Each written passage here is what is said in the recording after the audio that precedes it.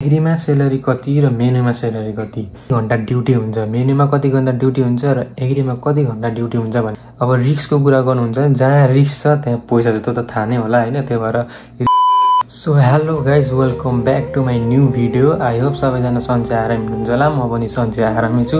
हाल म south Korea आएको पनि 2-3 महिना भइसक्यो हैन। धेरैको प्रश्न आइरहेको छ मलाई, साउथ कोरियामा चाहिँ मेनुमा जाँदा राम्रो कि एग्रीमा जाँदा राम्रो, अथवा कुनमा चाहिँ पैसा बढी हुन्छ, मेनुमा जाँदा कति हुन्छ, एग्रीमा आउँदा कति हुन्छ, र यो मेनु र एग्रीको फरक चाहिँ कस्तो हुन्छ, हामीले कुनमा जाँदा चाहिँ राम्रो हुन्छ होला भनेर धेरैले प्रश्न गरिराख्नु भएको छ।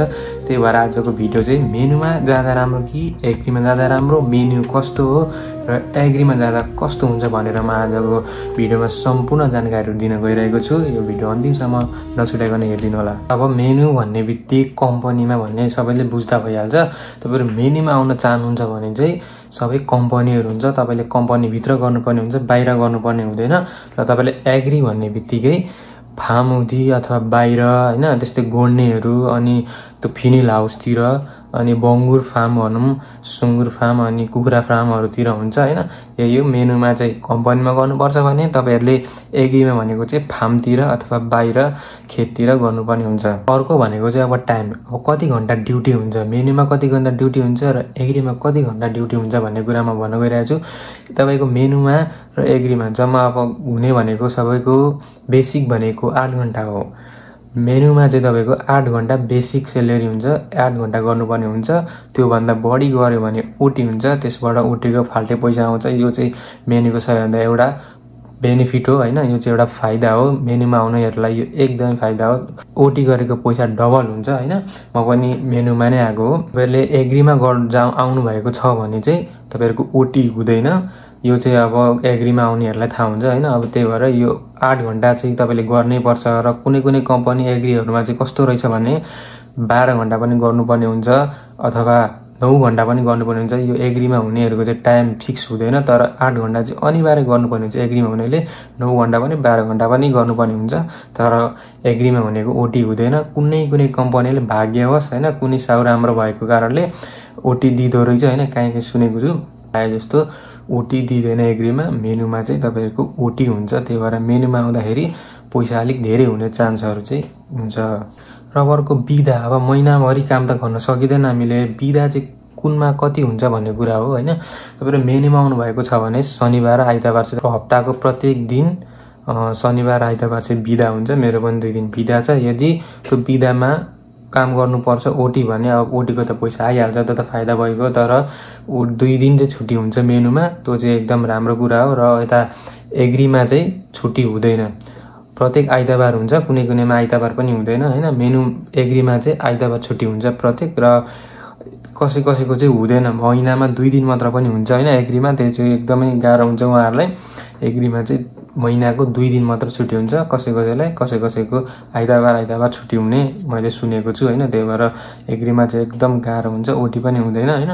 अब बेसिक हुन्छ, त्यही हो। सेलरी, एग्रीमा सेलरी कति र मेनुमा सेलरी कति, सेलरीको कुरा आउँछ। अब सबैले फर्म भर्ने बेलामा सेलरी 2 लाख भन्दै अब सबैले कोरिया भनेको 2 लाख भनेरै आउन खोज्नुहुन्छ हैन। सेलरी चाहिँ कति छ त मेनुमा एग्रीमा भन्ने कुरा हो।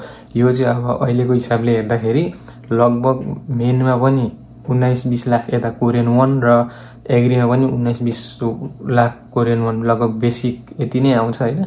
यति नै हुन्छ। अब मेनुमा ओटी सोटी गरेर 25 लाख 30 लाख 33 लाख कमाएको पनि मेरो साथीहरु छन् हैन। तर चाहिँ ओटीले हो, तर बेसिक सेलरी चाहिँ लगभग 19 देखि 20 लाख, अनि यता एग्रीमा पनि 19 देखि 20 लाख, कसैले 23 लाख 25 लाख पनि हुन्छ हैन, पछि बढ्दै गएपछि एग्रीको पनि। तर बेसिक चाहिँ लगभग 19 देखि 20 हुन्छ। यो चाहिँ बेसिक नै हो कोरियाले दिने। अनि अर्को यहाँ के हो कुरा भन्दाखेरि तपाईहरुको मेनुमा ओटी हुन्छ, एग्रीमा ओटी हुँदैन।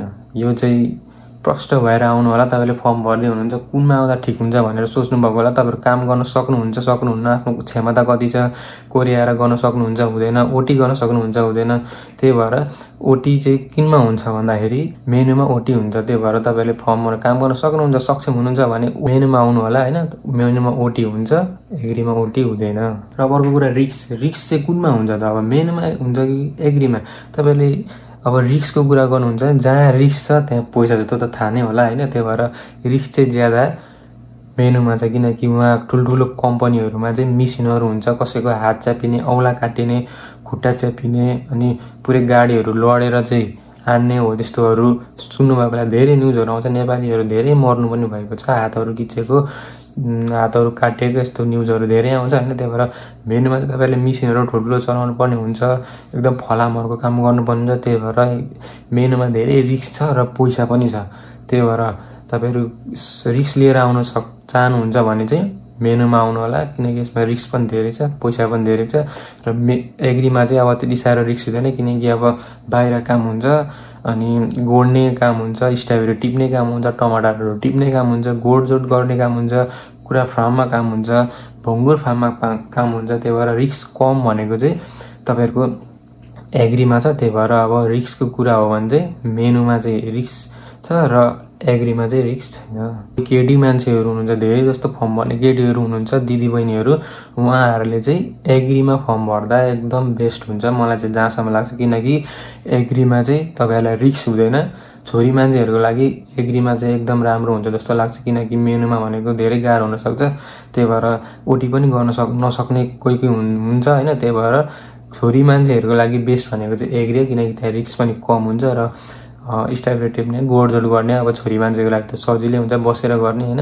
त्यही भएर छोरी मान्छेहरूको लागि चाहिँ बेस्ट भनेर चाहिँ एग्रीमा भनेको मैले धेरै सुनेको छु। अन्त्यमा लगभग भनेको यस्तै नै हो होइन। तपाईँहरू अब धेरै पैसा कमाउन चाहनुहुन्छ भने चाहिँ मेनुमा आउनुहोस् र तपाईँहरूले कोरिया आएर सिप सिकेर नेपाल फर्केर चाहिँ केही गर्नु छ भोलिको दिनमा, तपाईँले बङ्गुर फार्म, सुँगुर फार्मको कुराहरू यहाँ सिकेर, कोरियामा आएर सिकेर फेरि नेपाल फर्केर तपाईँले केही गर्नु छ भने चाहिँ तपाईँहरू एग्रीमा आउनुहोस्। र अब होइन पैसा कमाउँछु, टन्नै पैसा कमाउँछु अनि नेपाल गएर बस्छु, केही गर्छु भन्ने हिसाबले हो भने चाहिँ तपाईँहरू मेनुमा आउन सक्नुहुन्छ, किनकि ओटी हुन्छ, पैसा पनि तपाईँले धेरै कमाउन सक्नुहुन्छ र नेपाल फर्कन सक्नुहुन्छ। यही हो अब मोटामोटी यिनीहरूको बिट्विन फरक डिफ्रेन्ट भनेको चाहिँ यही नै हो। तपाईँहरू आउन चाहनुहुन्छ, रिस्कहरू धेरै गर्न सक्नुहुन्छ भने मेनुमा आउनुहोस् र होइन अब ठिकै छ पछि कमाउला होइन, नेपाल गएर सिप सिकेर पनि केही गरौँला, महिनाको 2 लाख मात्र कमाउँछु म खाइपाइ गरेर भनेर सोच छ भने तपाईँहरूको एग्रीमा फर्म भर्नु होला। यिनीहरूको फरक भनेको यति नै हो। मेरो भिडियो कस्तो लाग्यो, राम्रो लाग्यो र कुरै सम्बन्धी केही क्वेसनहरू छ यताउता भने मलाई सम्झाउन सक्नुहुन्छ। र मेरो युट्युब च्यानलमा नयाँ हुनुहुन्छ भने सब्सक्राइब गरेर जानु होला प्लिज। हस्त धन्यवाद।